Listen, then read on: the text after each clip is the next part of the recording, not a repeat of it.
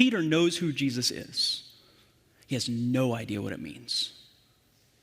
Actually, that's not entirely true. He has an idea of what it means. It just turns out that Peter's idea of what it means is the wrong idea of what it means. And what we're going to discover is to have the wrong idea about who Jesus is almost worse than having no idea about who Jesus is.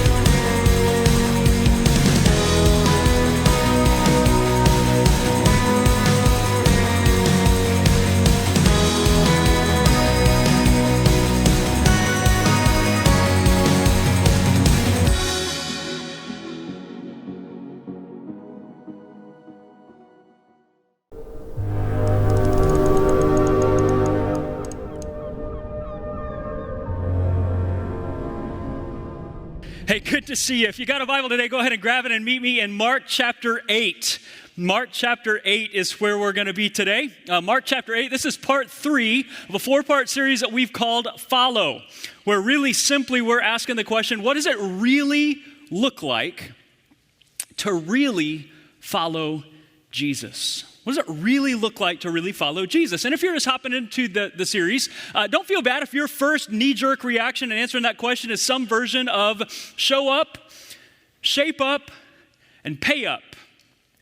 For most of us, it was the same. And actually what we've said is we're in pretty good company with that, because it's not just us that have an initial reaction to the question like that. In Jesus' day, the people who had arranged their whole life around following God would have come up with a similar solution, similar answer to the question, until Jesus showed up on the scene and blew up all of their categories. That's what we've seen so far as we've been hopping through this series. Mark chapter 1, Jesus comes along for some people and invites them to follow him before there's a place to show up to.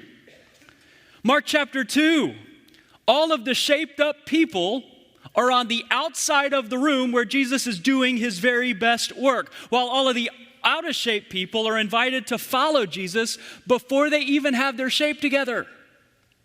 And today, Mark chapter 8, Jesus is going to issue an invitation for a guy to pay up. And yet, maybe not in the way that you think. We're going to discover today in Mark chapter 8 that a life following Jesus is a high price, zero cost invitation. High price, zero cost. How in the world is that possible? Well, maybe an illustration will help get us going. So all of you are familiar with Nolan Bushnell, right? Nolan Bushnell? Anybody know who Nolan Bushnell is? Okay, so maybe it's an illustration that will help both of you. Nolan Bushnell, back in the 70s and 80s, was the CEO of a company called Atari. All right, so if you're not familiar with Atari's probably best known for being one of the first, if not the very first, makers of a video game console that you could actually have in your house. So if it helps, maybe think of an Atari like an antique Xbox, okay? Sorry for those of you that offends. So Nolan Bushnell was the CEO of this company called Atari back in the 70s and 80s, which, believe it or not, was a really, really big deal. He was sitting in his office one day and he gets an invitation to a meeting. Somebody shows up in his office, a guy that's way lower down on the corporate ladder, who uses the invitation to a meeting and the opportunity of a meeting to pitch an investment opportunity for Nolan Bushnell. It seems that this guy and his buddy have been working on a side hustle that they wanted him to be an investor in. They both decided they were going to put in $50,000 of their own money, and they needed another $50,000 in order to make the thing work. And so he made his pitch there in front of Nolan Bushnell and invited him to throw in $50,000 of his own money, be 33% of this side hustle that the guy had going. And so Bushnell listens to the pitch and considers the guy, and ultimately decided to pass on the investment opportunity. And for two reasons. Number one, as the CEO of a really important company during that time, he was familiar with the who's who of all of the very best leaders in all of the world. And he looked at this guy and listened to this guy and considered this guy and decided that this guy didn't have what it took to be a leader of an idea like this. That was reason number one. Reason number two is he considered where he was and his position and what he had as the CEO of this company, and decided that if there was ever a market for this kind of idea, he was in a better position to lead it, and this guy would follow him. So he hung on to his $50,000 and decided not to invest, which is understandable. $50,000 is a high price, especially back in the late 70s and early 80s. But the invitation came from Steve Jobs.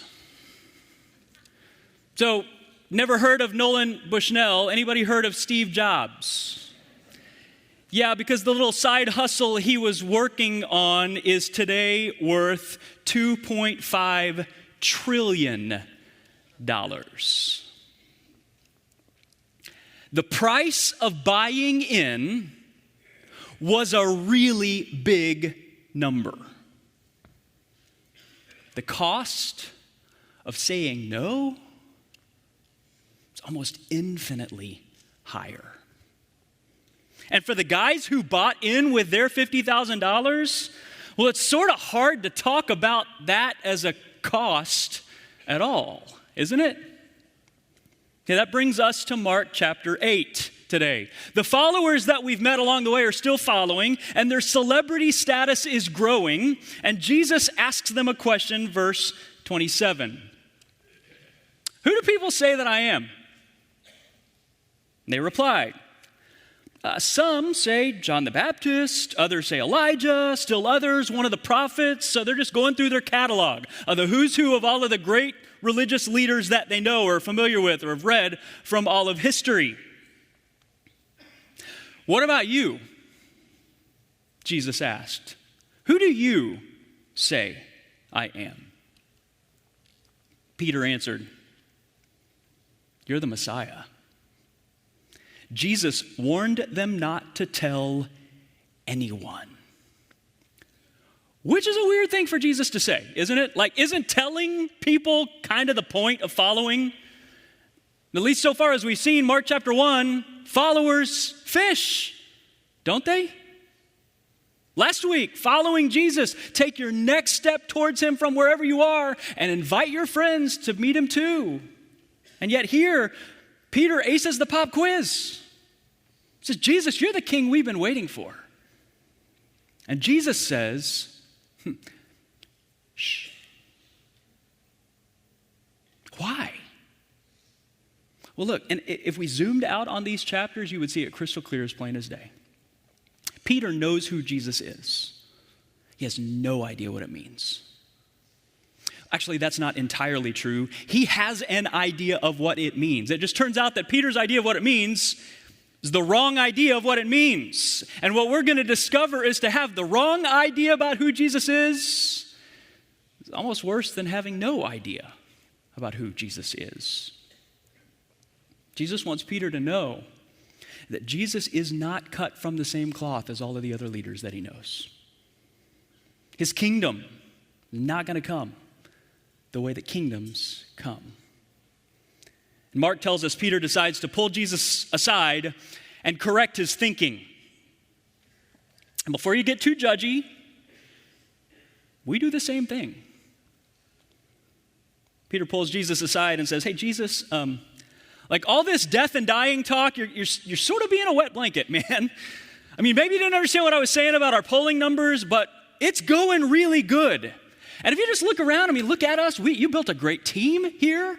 It's not a perfect team. Levi's still following, but the rest of us are in, and it's going good. Like, I could be your spokesperson. Andrew, he's here. He's a great networker. He can put some stuff together and people together. James and John, they're still following. They can bring the muscle.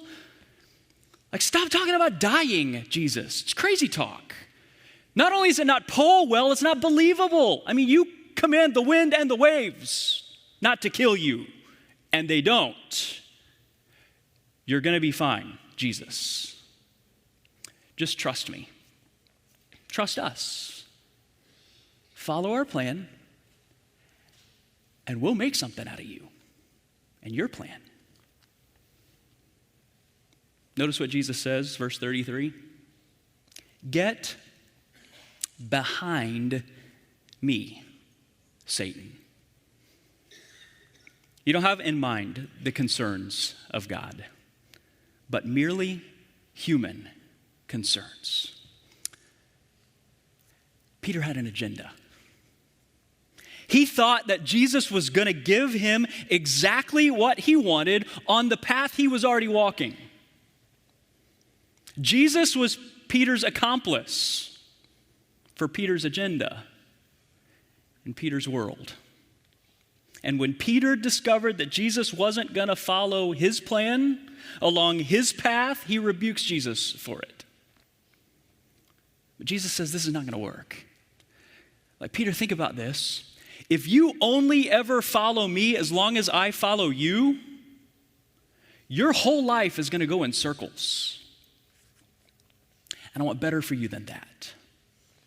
And not just for you, for everyone who follows me. And in fact, if you keep looking, Jesus turns to the whole crowd. Simon and Andrew and James and John, who are still looking at what it looks like to take what they're made of and allow Jesus to form them into what they were made for. Levi and his friends we met last week, the religious leaders on the outside of the room. Mark makes it really explicit here. Jesus spoke to the whole crowd. We are all invited to get in on this. What does it really look like to really follow Jesus? Well, Jesus puts the opportunity in front of us in the form of three really important decisions about how and where we're going to invest our lives. Maybe a little like Nolan Bushnell or Shark Tank, if you watch that. Here's what Jesus is going to say. Every single opportunity that's placed in front of you, every single decision you make is an invitation to invest some portion of your life in something and towards something. And Jesus gives us three big ways to think through it, to evaluate our investment. Look what he says, verse 34. Whoever wants to be my disciple, to the whole crowd, that includes you. Whoever wants to be my disciple. What does it look like, really, to really follow Jesus? Well, here's what he says. Whoever wants to be my disciple must deny themselves, take up their cross, and follow me. The way that's worded, they're progressive, all three of them. Keep on denying yourself. Keep on taking up your cross. Keep on following me. Jesus says this is what it really looks like to really follow me. Not what it looks like to go to heaven when you die. Understand, there's a difference between those. Eternal life is a gift that costs you absolutely nothing. It was paid for by Jesus on the cross, and it's offered to you as a gift that you simply receive. Following Jesus sure does look like it comes with a price tag, doesn't it? And maybe if that's regularly occurring, maybe some regularly occurring installments. And that's one way to look at it, but I think Jesus is going to be pretty clear as we go on in the passage that he doesn't see it that way at all. I guess it just depends on what side of the investment you're on, doesn't it? $50,000, really, really high price on the front end of a decision. On the other side of the decision, I can't imagine that the two guys that paid it have ever talked about it that way. And the one who didn't, don't imagine he thinks a whole lot about the $50,000 he kept in his pocket. But I imagine he wakes up every day thinking about the nearly $1 trillion he left on the table. So what's Jesus inviting us into from here? Well, 3 really important decisions about how to invest your life, how to chase opportunities, and how to make the next decision that you've got in front of you, whatever it is. First decision is an identity decision. An identity decision. The question is this, as you're evaluating opportunities, who's going to manage my brand? Jesus says, keep on denying yourself. Hopefully the idea of a brand makes some sense to you. Okay, corporations talk about it a lot. Sociologists, psychologists, they talk about the idea of a brand a lot. Really simply, a brand, a corporate brand or a personal brand is really just what people think about when they think about you. Who you are, what you do, what you're about, why you matter, and maybe most importantly, what you're worth. That's the question that Jesus is inviting us to ask. Who or what will determine my worth? For a lot of us, the answer is, I will. Or, you will. Deep down, we believe if we could just acquire certain things, if we could just achieve certain things, perhaps if we could be seen a certain way or avoid being seen a certain way, we'll have more value or we'll gain in value as we go.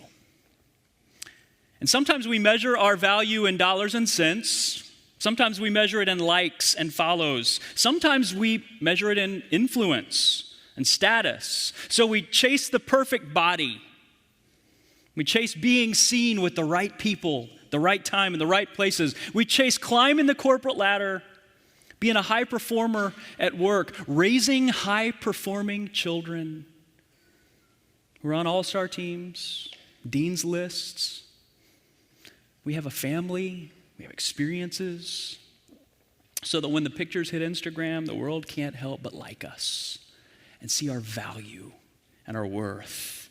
And our whole life becomes about self-promotion or self-protection in order to make sure that we're worth something in the end.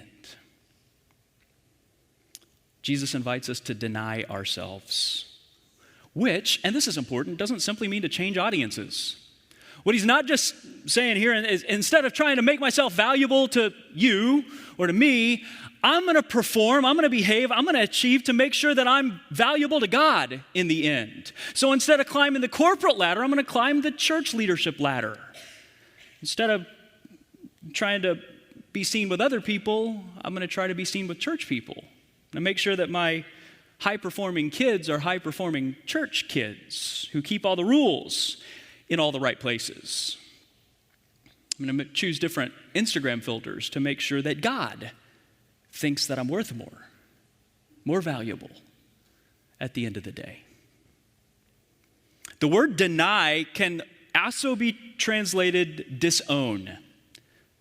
Not in the sense of losing my personhood or devaluing my sense, actually in the opposite sense. In the sense of saying, I believe that Jesus is a more capable owner of my life than I am. That Jesus is a more trustworthy assessor of my value than I am, or they are. He's already declared who I am. He's already declared how valuable I am. He's already declared what I'm worth. I was worth the price of his life. I'm known and loved and seen and valued and made with a purpose, and he's got me from here. The question that Jesus is inviting us to consider is my life going to be lived out of that or in trying to achieve that? How do I know? Well, I don't know about you for sure, but I know for sure about me, and I assume that we're pretty much the same. When I start trying to find my value in myself or your perception, I can look at 3 big areas and they show up over and over. The first place that I know to look is in my own anxieties. It's not always the cause of my anxieties, but my anxieties are often a clue at where I'm finding value and who I'm trusting to decide what I'm worth. I'm a competitive type A, success-oriented person. And my anxieties are often a clue that I'm operating in brand management mode. It's not just my anxieties, it's also my busyness. When I can't find the time to rest, it's usually a pretty good indication that I'm promoting and protecting myself and not resting in the promises of God. And the last place, if I'm honest, is in my exaggerations. Anybody else? We tell a little story. We talk about ourselves. We put a filter on the story that makes us appear just a little bit better than we were, a little more important than we were. Why do we do that?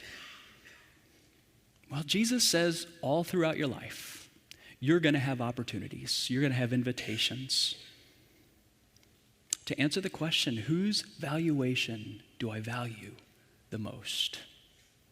If I own myself, my value and my worth is solely based on how I'm performing or how I'm looking, what others think about me, Jesus said, I'm always going to live my life with a lower value than what he's already declared my life is worth.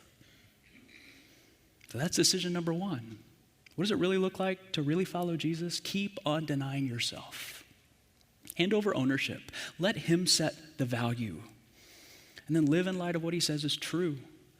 I can't improve on infinitely valuable and dearly beloved.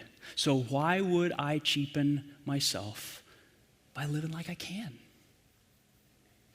Opportunity number one. Decision number one. The second one may be a little harder to understand. It's the agenda decision. It's the agenda decision. Whose want do I really want the most? Whose want do I really want the most? Jesus says, keep on denying yourself. Keep on taking up your cross. One of the reasons I think this is hard to understand for a bunch of us is that all of our crosses are so pretty. I mean, maybe you're wearing a cross today. It's beautiful. It's pretty. It's sentimental. We've got a decorative cross sitting right over here in the room. That didn't disturb you when you walked in to see it sitting there. In fact, it would have disturbed you if you'd walked in and not seen it over there. I know, it's happened before. We moved it one time. And I was afraid before it came back in, I would be hanging on it. We're not disturbed by the presence of a cross in our view. Well, I think there's a reason for that. We're not disturbed by a cross because we're familiar with the story of the cross. But remember, in this moment, the disciples weren't. They hadn't seen the cross. All they'd ever seen were crosses. And they weren't pretty. They weren't decorative. The crosses of Rome were places where people with plans just like Peter were shamed and tormented as their hopes and their dreams died a slow, agonizing death, along with the people who dreamed those dreams. What's Peter being asked to evaluate here? What's Jesus saying as he invites Peter to take up his cross? He's asking Peter to pre-make the decision about who he will follow when it's hardest to follow. When following his plan means a detour or even the death of yours. Whose want will you want when you and I don't want the same thing? And that shows up a couple of places in our life, doesn't it? Sometimes it's a clear decision. I just know there's a difference between what Jesus wants for me and what I want for me. Usually that's in an area of character. Maybe in an area of integrity or morality, maybe even sexuality. Those kinds of moments, they come for all of us. Teenagers, those kind of moments come for you. When you want something that's different from what he wants, and you got a decision about which one do you want the most. But it's not just teenagers, college students. It's young married couples, it's parents and children and grandparents. Sometimes daily moments of decision where we've got to decide when I want, what I want the most is in conflict with what Jesus wants, what am I going to want the most? The other way that it shows up, the harder way, is the Peter way, what Jesus is saying to Peter about Peter's plans. Jesus is asking Peter about those Roman crosses that he walked by every single day, filled with the failed followers of what appeared to be failed messiahs. Jesus is saying, Peter, if everything you've aimed at, if everything you've hoped for and dreamed of falls violently short of your imagination today, if following me means a moment, not just where your dreams don't come true, means a moment where your dreams can't come true, will you trust me if it comes to that? Jesus is inviting him to pre-make that decision because, see, for all of us have a this is as far as I'll follow line when it comes to following Jesus. Jesus is simply asking Peter to examine what his is.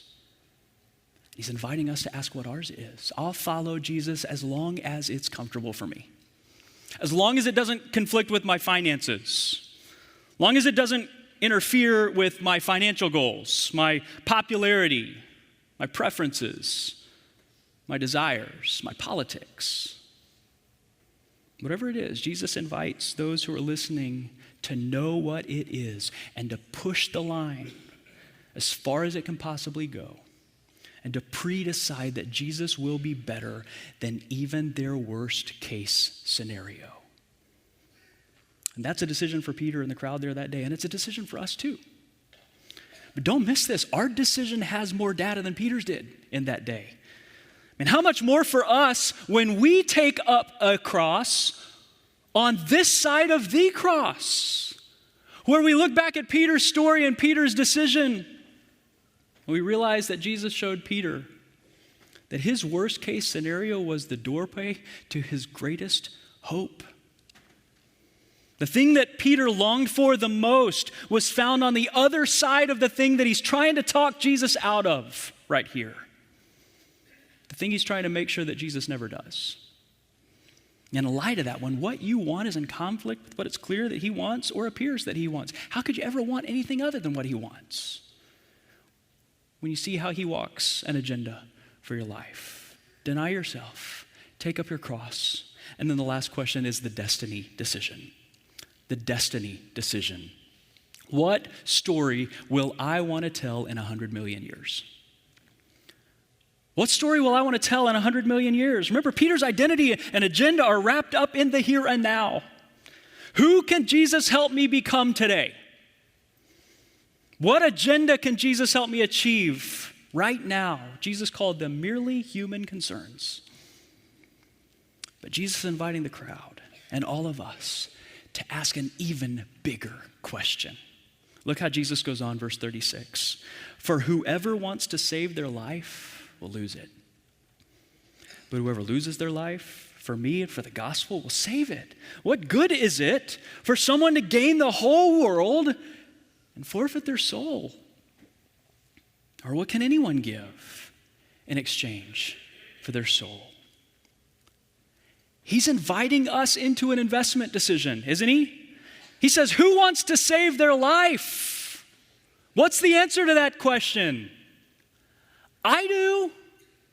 Like, I'm not just going to the gym because I like it. It's because I believe that my life has value. Jesus says, I agree. For how long? What good is it for a person to gain the whole world, to have everything you've ever dreamed of and wanted here and now, and have nothing to show for it 100 million years from now? We'd say, no, that's no good. That's not a good investment at all. Jesus says, what would a person give today in exchange for the part of them that lives forever? You see what Jesus is asking? And notice, he's not threatening. He's not condemning. He's not shaming. He's begging you to make a wise investment in light of 100 million years from today. He says, look, someday the tables are going to be turned. I know right now, he says, you live in a world, verse 38, that's adulterous and sinful. He picks up on these same ideas. What's adultery? It's an example using one of our most intimate relationships to describe a moment where we get our wants and our desires out of order. An adulterous and sinful generation. Sinful is a word for something that misses the mark, that falls short of its intended destination. Jesus says, I know you're following me in a world, but every turn is going to give you examples and invitations to value what you want right now, right this second, over what I want for you ultimately. I know you're going to follow me in a world that is aiming at their aspirations too low. And I know you're going to be tempted to do it too. I know you're going to be shamed by them when you don't. But fast forward the clock. Lift up your eyes. Fast forward the tape all the way to the moment the Messiah returns and sets the world right on that day. Where in light of eternity, what decision will you wish you'd made with this decision then? No, Jesus doesn't fit the mold of most leaders. Yes, you may be able to mold and build something that seems like what he promises on your own for now. But what will it be worth in the end? And what might you leave on the table if you walk away from an invitation like this? Think about this. In that crowd that day in front of Jesus, there were a whole bunch of people. And as Jesus laid out the invitation to follow him, do you know what happened to the people who said, nah, thanks. That's too high a price. You know how their lives ended up? Me neither. I have no idea. But do you know what I bet? I bet on the other side of a resurrected Savior. I bet on the other side of a day where the streets of Jerusalem were packed with people because Jesus had risen from the dead, I bet you then they would have given everything to go back to that moment and make that decision again. To invest the equivalent of $50,000 in something that would still be growing and still be going and still be gaining every single day. The price of following Jesus is high. The cost of not following is infinitely higher. And in that day, if Jesus' promise is true, we won't even call it a cost at all. Would you bow your head with me? Lord, for every single one of us, I imagine in this moment there's some decision in front of us. Maybe it feels like a really big one, the kind of decision that could alter the course of our life, alter the trajectory of where we go from here and how things turn out at the end of this life.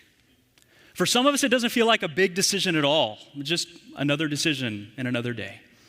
And yet we realize that bound up in that little bitty decision is an identity decision. Where we're going to find our value. Perhaps there's an agenda decision about whose want we're going to want the most. Or perhaps for us in this moment, we find ourselves faced with a decision that affects destiny. We have an opportunity to ask the question, what decision will we wish we'd made 100 million years from now? Lord, are the big decisions that feel big, in the big decisions that feel small, would you let us be people who really follow you, not because we're afraid of you, but because we trust you. And we know that our lives in your hands, over and over and over, you've proven out, are in the best hands imaginable. Would you let us follow you from here? In Jesus' name, amen. Hey, thanks for watching. If something you heard resonated with you today, we would love to connect with you. Visit doxology.church/connect or leave a comment below. And if you enjoyed today's message and you want to see more, make sure you give this video a like and subscribe to our channel so you don't miss any new videos.